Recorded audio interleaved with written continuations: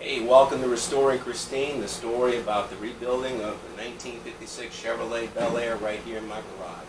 Stick around.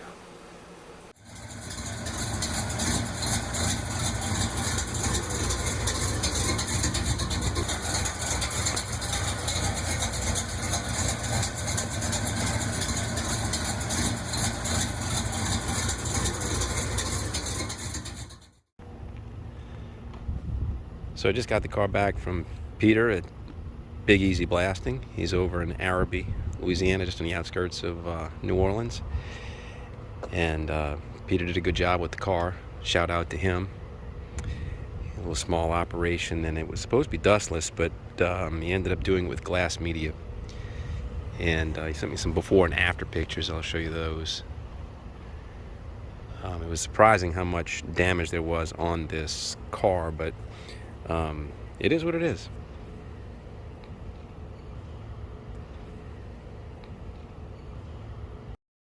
Now that the car is completely down to bare metal, we can really see where all of its flaws are, see where all the problems are. You know, from a distance, you know, it looks pretty decent, but then if you get up close to it, you can see where the problems are. So I'm just going to walk through and show some of the work that's going to be in front of us to patch some sheet metal. It's got rust in odd places, like right here in the hood. There's some pitting that's coming from beneath. You expect the eyebrows of these 56s to do this, so that it's got something going underneath here we have to deal with. It's all over, it's throughout. Right here next to the hood. Come around to the front fender. And the front fender looks good everywhere except for the place where you know it's going to rust. You know it's going to rust in this lower part of this fender. So we're going to deal with that. That'll be easy. Somebody already had this. There was so much Bondo on this car. It's disgusting. I think it's been through 2 paint jobs in its restoration age. And some of the repair work was I can't tell if this was like they replaced the whole door skin on the bottom, and I can't tell if they use these as screw holes, or if those were previously where they pop riveted before they tack welded it. But this is not seam welded fully at all. It's lapped. It's not. It's a wonder it didn't corrode, but it did down here. So even the patch material is jacked up. Come up to the A-pillar and a cowl. I knew I had this problem. This is all underneath. There's stainless that goes all around here. Stainless that trims out the glass, and I knew I had problems in here. But now you can see exactly the extent of it. So that's some pieces that we'll have to fabricate. It's got rust even on the interior edge of the door. I am planning on priming it today, and the weather is looking like crap, but I'm going to have to do that. You see some patchwork here in the top of the rear window opening. More patch material here. And they didn't get all of it, or it continued to progress. There's still pinholes around it. Here, the top of the C-pillar. Corrosion in here. There's some patchwork in here. There's already some patch here in the drip rail. I knew before we had it blasted, I saw really flaking happening in here, so I knew something was going on here. I didn't quite know what, but there, now you can see it. Rear of the window frame is going to have some work done in it.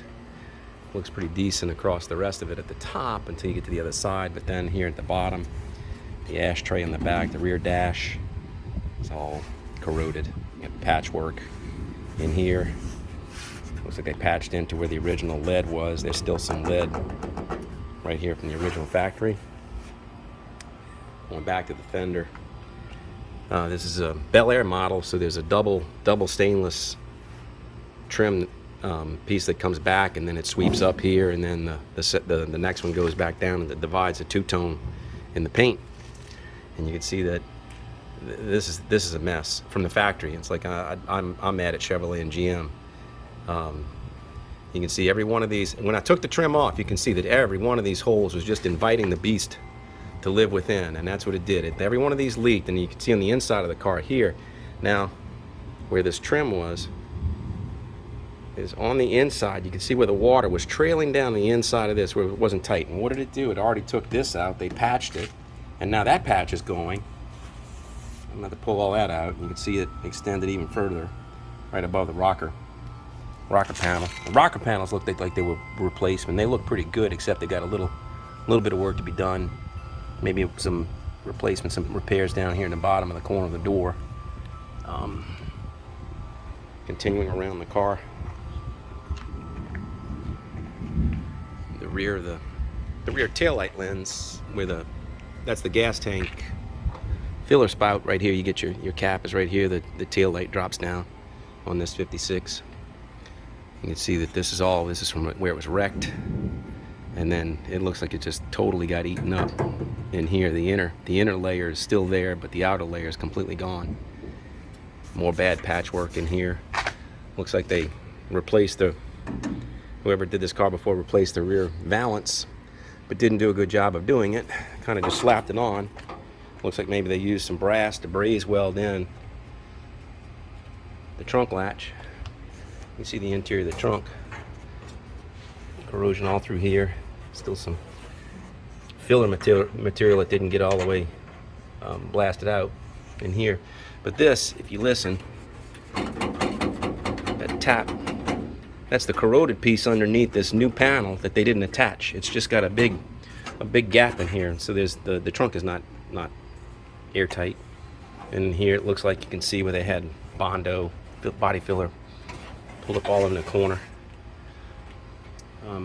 Trunk. Now, before I had it blasted, I was impatient, and I said, all right, I need to get some work done in this thing. So I was waiting for the blaster to come available, and so I got in here and I put together a patch that I put in. It's all this. So this and this, that was my work before I could see what was going on with this. And now that he's blasted, I was unaware of this, but Swiss cheese all at the bracket that holds up the rear panel above the driver's side wheel well. And I'm guessing, yeah, it's the first time looking, there it is also at the passenger side wheel well. Same thing. I mean, a ton of work to be done here. Trunk. Bottom here, these holes go all the way to the ground. You can see the light all through here. More bad body work here.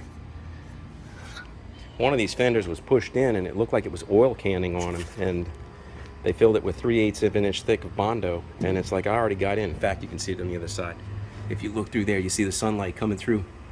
They had 3/8 of an inch thick Bondo on the other side of that, and I just reached in and with my palm of my hand was able to pound out the dent half of the damn way. I don't know why they were using so much body filler. And this is why I suspect that maybe that door might have had rivets. There's a patch in here with pop rivets. My dad and I, when we first did body work together, when my dad was teaching me, when we didn't have a welder, that's what we used to do, is we used to do pop rivets underneath to replace all the sugar steel that they used to make cars out of in the 70s.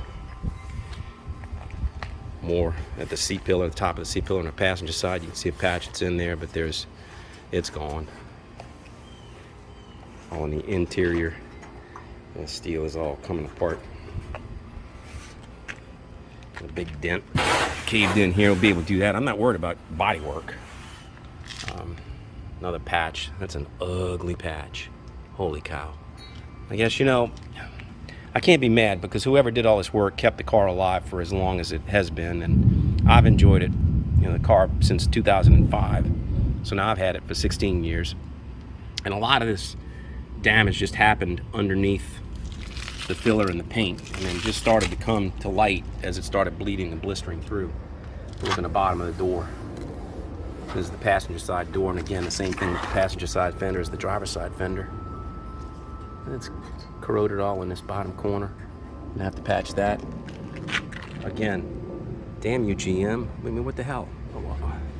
You're asking for trouble. If you have, your body looks like this brand new with these nice little tabs to mount your trim in, but damn, look, you've given it all the edges for all that corrosion.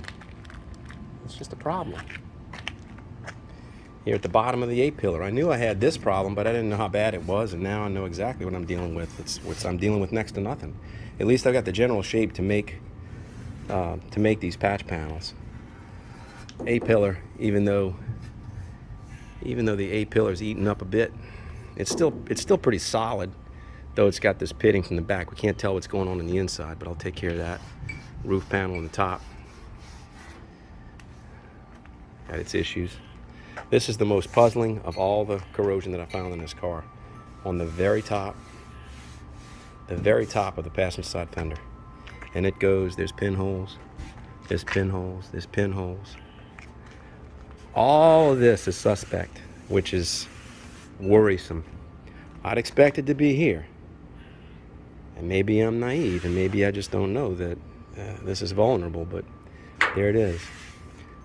The hood looks good except for that one spot I pointed out in the very beginning where it's here. But there she is. It's gonna be a lot of work. I'm giving myself a year and a half to do this. I'm giving myself until October 2022 is my budgeted time frame to get this car completely redone. So we'll see if that works out. Oh, one more thing. I did get a new floor pan for it, so I haven't shown it yet, but the new floor pan, I told the welder, the blaster to not, can't open the door, there you go. Told the blaster, I said, don't worry about the floor pan. I've got a new floor pan on the way, or actually it's not on the way, it's in my possession. I have it in store, but I knew I had this here. And each one of these spots occurs over a lower brace, and the lower brace of the floor pan, it's I don't know if you can see through, if you can maybe see my hand underneath there, but this piece is completely detached from the rocker. That's where the seats bolt in, and the seats had some jacked up, modified, make it work kind of a bracket that wasn't doing very well. The real problem's on the passenger side. I knew I was in trouble when I pulled the carpet up and found sheets of fiberglass, and I said, oh Lord, I know what we're dealing with here. And look, even the interior, you can see the bottom of the interior of the door is eaten up too. More of the floor. So this entire floor will come out in one piece. I'll get it. I say in one piece. I'm going to remove it in multiple pieces, but I have one replacement piece going in, and it comes all the way to the back of the tunnel for the rear axle. I'm not quite sure where the splice is, the factory splice. I think the factory splice is probably right here. So I'm going to have to remove these spot welds for this panel, remove the dash panel some sort of way, at least to get enough room, give me some relief to get the floor pan over this. And you can see there's other kind of bracketry underneath it I'm not quite sure what that is. It might be something for the leaf springs. I don't know, but the leaf springs are attached to the frame, so I'm not quite sure what that is. It might be a muffler brace. I don't know. Doesn't matter. It's all part of the new piece. I got it from Real Deal Steel. It was $1,000 plus $250 to ship. And I said, forget it. It's going to go from rocker panel to rocker panel. It's going to go from firewall to trunk, and just be done with it. It'll be the second time I've replaced a floor pan in a car all in one piece. I did a 71 Cutlass, did the same thing. And it just makes it so much easier with all the pieces underneath it that are already welded and attached. So, anyway, this is the project. Bringing Christine back to life. My kids grew up in this car, and the red and white two-tone, it looked like Christine, which I know is a 58 Plymouth Fury, and this is a 1956 Chevrolet Bel Air. Believe me, I know the difference. But in 2005, when we first bought this car, the kids were little, and they're like, she looks like Christine, and then that was it. From that moment on, this car was always just called Christine. All of us, we've never referred to it in any other terms. We've always just said, not the Bel Air, not the Chevrolet, not the old car. We've just said Christine. So Christine's about to get a complete restoration, somewhat frame off. I'm gonna have to take it off the frame in order to put that floor pan in, but we're gonna do what we're gonna do. Now I'm gonna try to beat this weather, get some primer on it today just to seal it. I have an epoxy primer that's just enough to keep it from rusting. It's not a build urethane, so it's not necessarily the type of primer you'd use for body work on top of filler to fill in sand, but it's a primer that is designed for bare metal. It's an automotive primer. And I know we were lazy this morning, and I wasn't really thinking. I was just so excited to get the car. There's some paw prints all down the line where we were sweating, and then the salt from our hands have gotten to it already, and it's already started to turn a little bit black. So I got to deal with that a little bit. I don't want to seal that in. I want to clean that up a little bit. So anyway,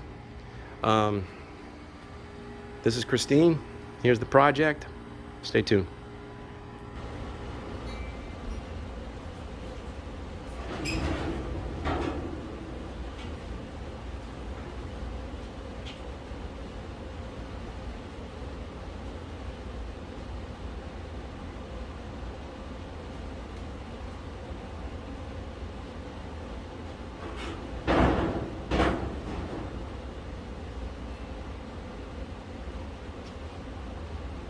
Yep, a lot of work.